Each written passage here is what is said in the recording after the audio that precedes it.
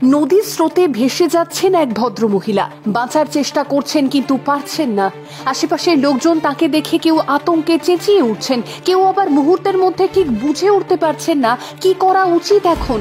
আর ঠিক সেই সময় ব্রিজ থেকে নদীতে ঝাঁপ দিলেন দুই রিয়েল হিরো। তাদের হাত ধরেই নতুন জীবন ফিরে পেলেন সেই ভদ্রমহিলা। কিন্তু কারা এরা?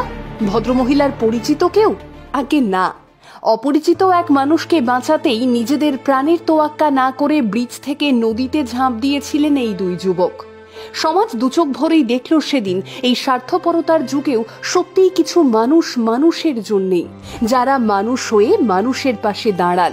কি মনে হচ্ছে কোনো সিনেমার চিত্রনাট্য? আগে না, বাস্তবের ঘটনা বলছি।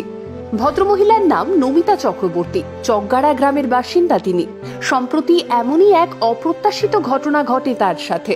ঘটনার দিন আকনা আশ্রমে পুজো দিয়ে সকাল ওই 10টা নাগাদ দামোদর নদীর আকনা ঘাটে স্নান করতে নামেন নমিতা দেবী। আর ঠিক তখনই ঘটে বিপত্তি। আচমকা তিনি জলে পড়ে যান এবং নদীর স্রোতে জয়নগরের দিকে ভেসে যেতে থাকেন। প্রাণপণ চেষ্টা করেও নদী থেকে আর উঠে আসতে পারেন না। ওই বধূকে নদীতে এভাবে ভেসে যেতে দেখে নদীর পাড়ে থাকা মানুষজন রীতিমতো ভয়ে আতঙ্কে চিৎকার শুরু করেন। সকলেই চাইছিলেন তাকে বাঁচাতে, কিন্তু কি করে কি করবেন ঠিক বুঝে উঠতে পারছিলেন না।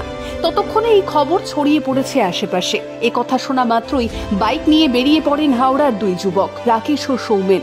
উদ্দেশ্য তাদের একটাই, ওই ভদ্রমহিলাকে উদ্ধার করা। সেই মতোই তারা এবারে পৌঁছে যান চক ঠাকুরানীর কাছে, কিন্তু সেখানে সেই ভদ্রমহিলাকে উদ্ধার করতে ব্যর্থ হন। তাতেও এখানে থামেন না তারা, হালও ছাড়েন না। এবারে সোজা গিয়ে পৌঁছলেন জয়নগর ব্রিজের ওপর। ততক্ষণে এই ঘটনা শুনে জয়নগর ব্রিজের ওপরে বহু মানুষ জড়ো হয়েছেন, পৌঁছেছে পুলিশও।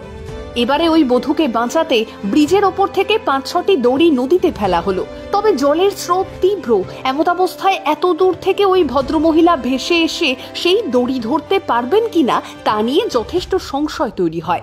আর এই বিষয়টা মাথায় আসতেই আর চুপ করে দাঁড়িয়ে থাকতে পারেননি রাকেশ ও সৌমেন।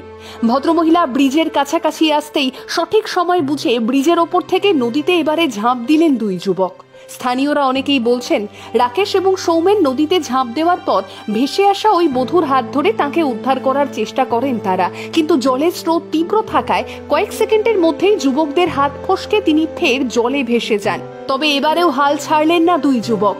শোনা যাচ্ছে দীর্ঘ 4 কিলোমিটার সাঁতার কাটার পর নয়াচকের কাছে ওই ভদ্রমহিলাকে উদ্ধার করেন এই দুই রিয়েল হিরো। পরে তাকে উদয়নারায়ণপুর স্টেট জেনারেল হসপিটালে ভর্তি করা হয়। চিকিৎসকরা জানান তার অবস্থা আপাতত স্থিতিশীল।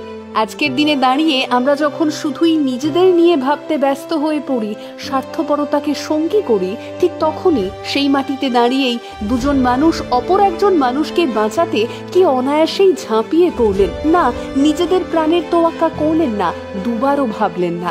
ততক্ষণ চেষ্টা চালিয়ে গেলেন যতক্ষণ না ভদ্রমহিলাকে উদ্ধার করা গেল। আর যদি এই দুই যুবক না থাকতেন তাহলে ভদ্রমহিলার শেষ পরিণতি ঠিক কি হতো তা ভাবতে গেলেও আঁতকে উঠতে হয়। এই দুজনের হাত ধরেই নতুন প্রাণ ফিরে পেলেন তিনি। রাকেশ এবং সৌমেনকে কুর্নিশ জানায় দ্য বঙ্গানটোল্ড। আপনাদের মতো মানুষেরা আছেন বলেই আজও পৃথিবীটা এতটা সুন্দর।